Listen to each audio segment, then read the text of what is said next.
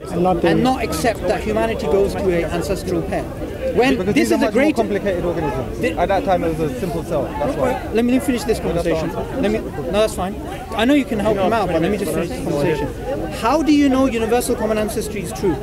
I don't. Okay. What is it? I thought that's what you were claiming. I mean, that's what I believe. Okay, that's fine. Whether the truth is, for example, you sound more like a religious person now. Because that's the thing.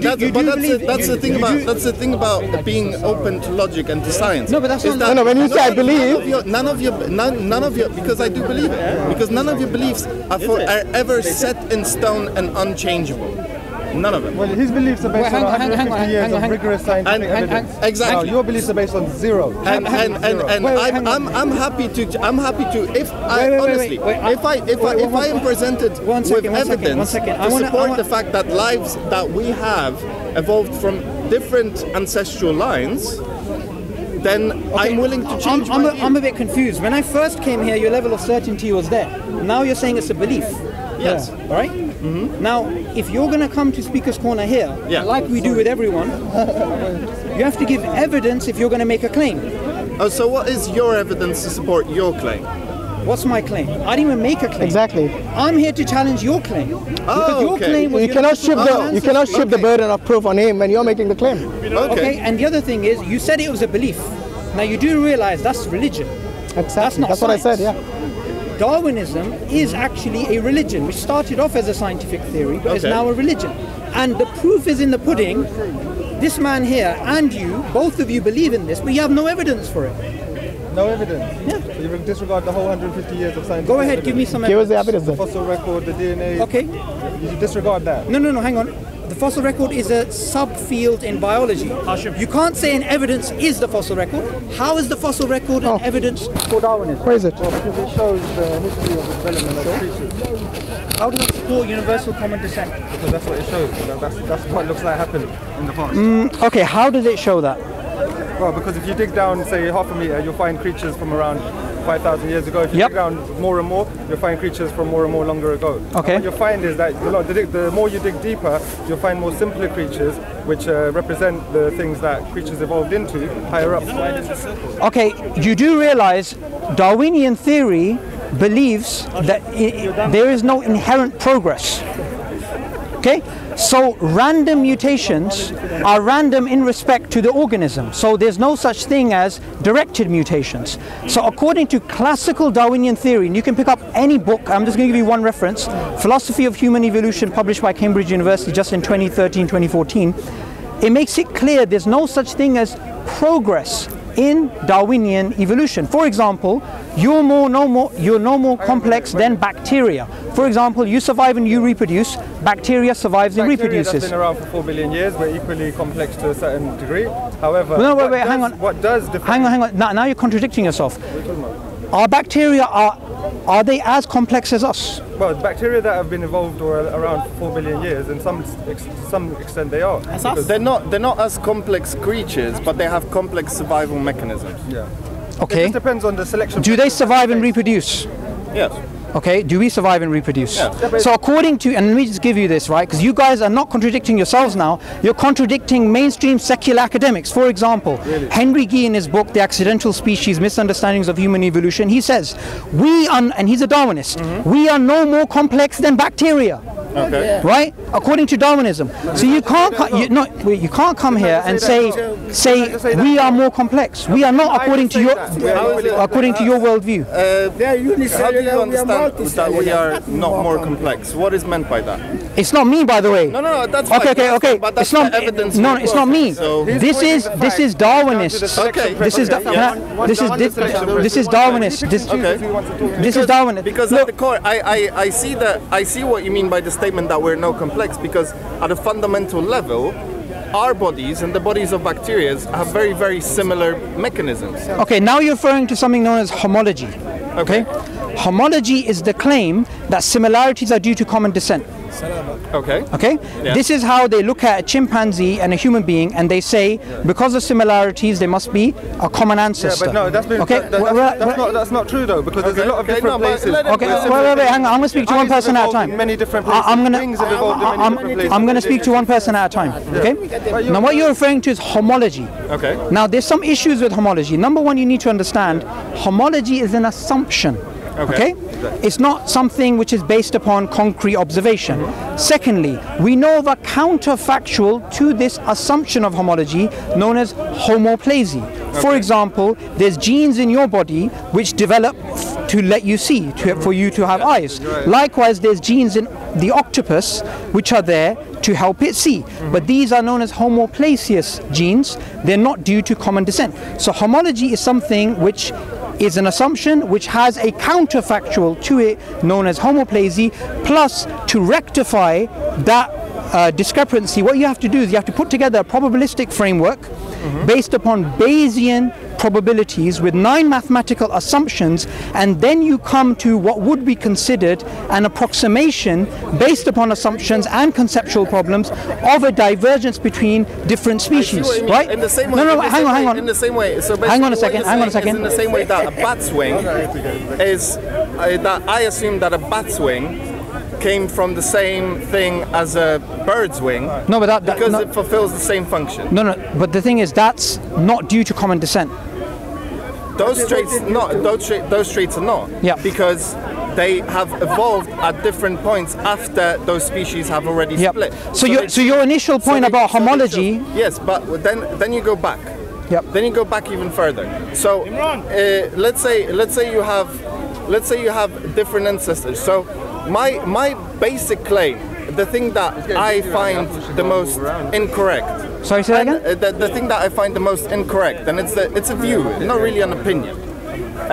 It's the fact that people tend to think themselves so much better than all other creatures on this planet because they have been given life by Allah, by God, by Yahweh, by Ra, by countless other beings. Two things here. Number one, we're speaking about your initial claim of universal common descent. Yes. Okay? What I wanted to get to the bottom of, and the claim which I'm making, and if you don't challenge it, we can move on to the next topic about whether human beings are special or not, is that as a belief and you have no evidence for it. Because if you're going to move the topic away, either you're implicitly implying you don't have evidence for it, or you just want to go off onto a tangent. So, I can make a statement that basically, I personally, you believe it with me at the moment right now, do not have the however many pieces of scientific research that were carried out, and I cannot quote them off by heart. You obviously have an immense breadth of knowledge on the subject. No, I don't. This is stuff you can easily find online. And that's the thing. And you do realize. No, there's stuff I know. There's stuff I've read about, but I don't feel comfortable quoting it because it would just be ripped to shreds by the fact that I cannot be. Can I give you something which is just going to be a conceptual reason why universal common ancestry can never be shown to be true? Okay, I'm giving you a very particular thing. Go. Okay, yeah. Life has been on this earth for approximately 4 billion years. Yes. According to the National Science Foundation, and published, studied last year in May, 99.999% of species are undiscovered. Not organisms, species. Okay. We don't have their fossils, we don't have their DNA, we have nothing of them. Because they came and went and extinct. They came in there, and fossilization is very rare. So because something happened a very long time ago, 4 billion years, life has been on this earth, and 99.999% of species are unobserved, any reconstruction you make is bound to be speculative. There's bound to be holes in it, yes. Not holes, speculative. Entirely. Yes, pure speculation, pure conjecture. Were you around 1,000 years ago? No. Or would all the scientists, if they tried to work it out, wouldn't it be speculative? Yes. Entirely. So Darwinism is based upon what happened 4 billion years ago, with 99.999% of species missing.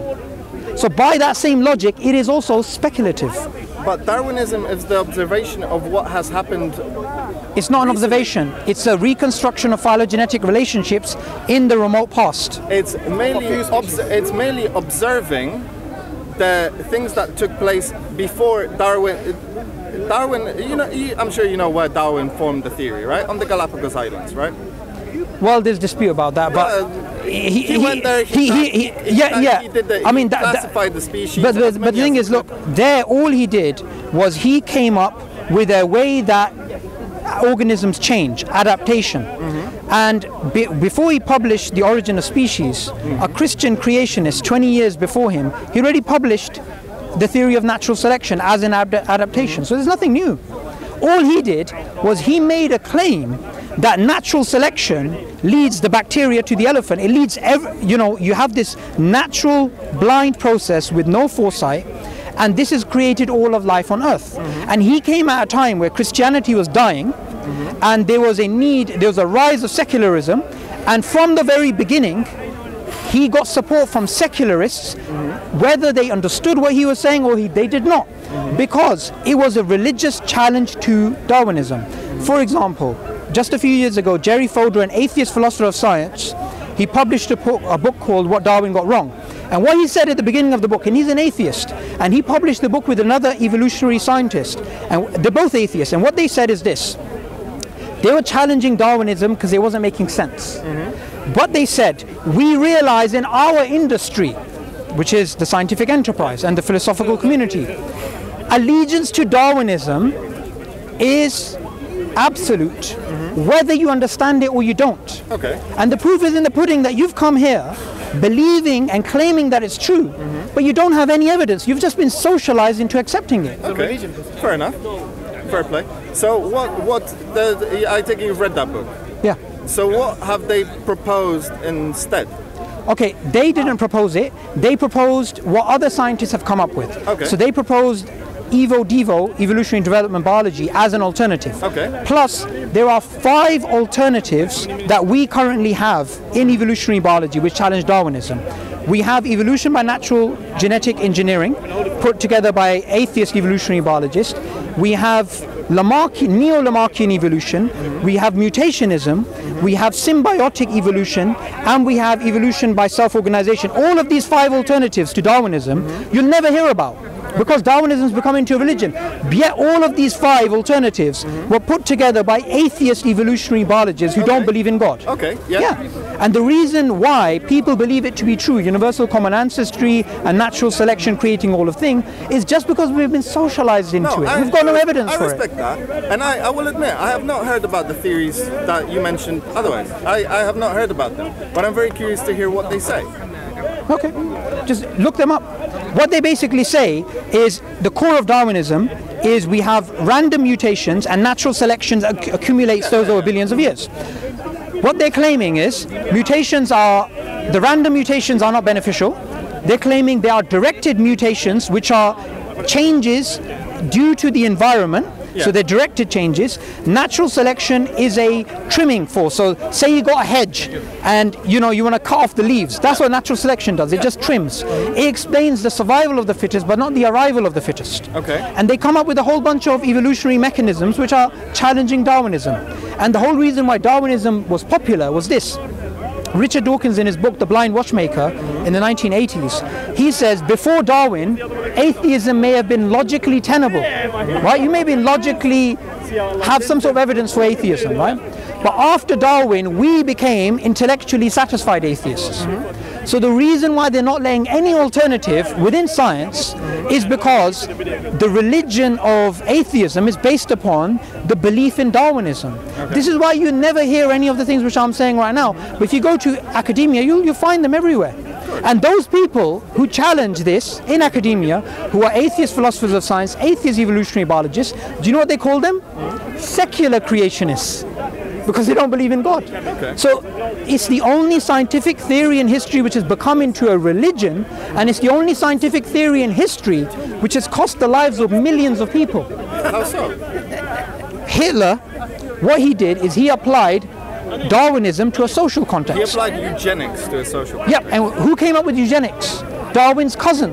Okay. And his son, Leonard Darwin, is the father of eugenics in this country. And Hitler applied it. People have been practicing eugenics long before Okay. I've been practicing it. You stand up there. Yeah, but Darwin gave a justification for it. Darwin never used the word evolution. He did. Yeah. He did. What I'm curious to say is, what I'm really curious about now is what do you believe? Where do you believe that humans come from, or life on this planet comes from? Okay. I believe life on this earth was created by God. Okay. I believe God is the author of all of the natural laws that we have. Okay. So if you can, and remember, the origin of life is something that Darwin did not really speak about. Of course. They had ideas about spontaneous generation, and they had all these weird ideas, right? Now, even Francis Crick, the guy who discovered DNA, right, the structure of DNA, the double helix structure, he realized life is so complex, it cannot have a naturalistic origin. So and he's an atheist, and he won the Nobel Prize. He said, and he came up with a theory known as panspermia. He said life was sent down to Earth on rockets by extraterrestrial life somewhere else in the universe, in his book Life Itself, right? And this panspermia theory is still a viable option in science. Now, he's thinking extraterrestrials. Now, I as a religious person, I say, well, it makes more sense it was God than aliens. Because then the question goes, well, who made the aliens? You just go back forever. Now, there's huge differences between human beings and the rest of life on Earth. So we believe all of life on Earth was created by God, and there may be natural processes which help it develop, but human beings are different to the rest of creation. For example, classical Darwinian theory says we're no different to bacteria, right? But bacteria don't stand around on Sunday talking about philosophical and religious and moral issues. They just survive and reproduce. We drink coffee and talk about quantum mechanics when monkeys are jumping around in trees. There's a big difference between human beings and the rest of life on Earth. So, but sorry if I interrupt. But the reason for that is actually makes sense. And I'm gonna, for now, I haven't read up the other evolutionary theories, so for now I'll just argue for Darwin. There is a reason for that, because as we formed into the most sort of basic human shape, let's say, the most Homo sapiens, the first Homo sapiens, it became beneficial for us to favor social interaction and intelligence over physical traits, because we outperformed the Homo Neanderthal by being smarter than them. They were bigger, they were stronger, they had thicker bones, they could run faster, they could survive on less food. In every physical aspect, they were superior to us. But we were smarter, so we killed them all. Okay, there's one thing I want you to keep in mind. Sorry, I didn't catch your name. Magic. Close enough. Okay, Suboor. I want you to explain that, but remember, within a Darwinian context, our genetics, our physiology, and our psychology, all of this, including our behavior, have to be explicable in terms of survival and reproduction. Nothing more. Anything that we do has to be explainable in terms of survival and reproduction.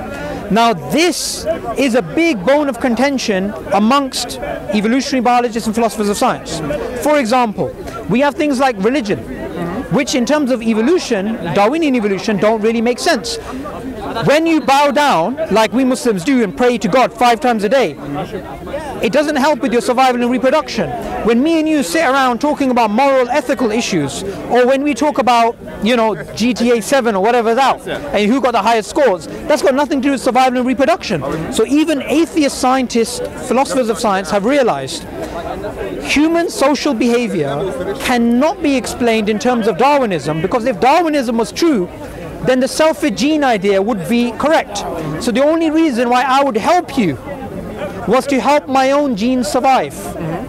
But we as human beings, we help people we're not related to. We have things like hospitals, which are the survival of the unfittest.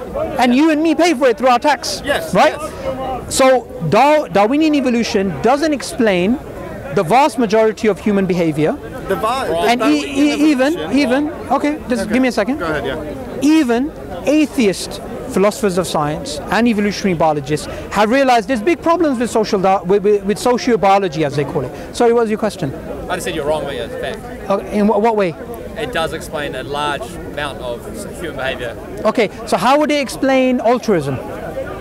There's like really good explanations of this. Go on. How would it? Well, it's so there's the idea of like immediate evolution or like a hangover from evolution. So for many, many thousands of years, it would behoove you to help other people who live in your community because they're the only people you ever see, right? So now we live in a globalist world where you see people you don't actually often come into all the time. But yet, because we've had hundreds of thousands of years,